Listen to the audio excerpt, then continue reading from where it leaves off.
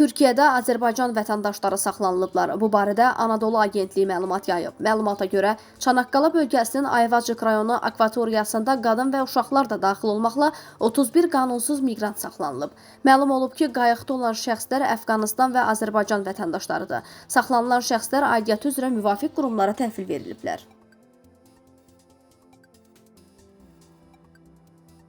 Qusar rayonunda törətdiyi cinayət əməllərinə görə axtarışda olan şəxs saxlanılarkən odlu silahla polis əməkdaşlarına müqavimət göstərib. Görülən tədbirlərlə həmin şəxs zərərsizləşdirilib. Hadisə yerindən tapança aşkar olunaraq götürülüb. Sosial mediada yayılan məlumatlara görə həmin şəxs 16 yaşlı qıza qarşı cinayət törətməkdə şübhəli bilinib və bu kimi əməllərə görə axtarışda olub.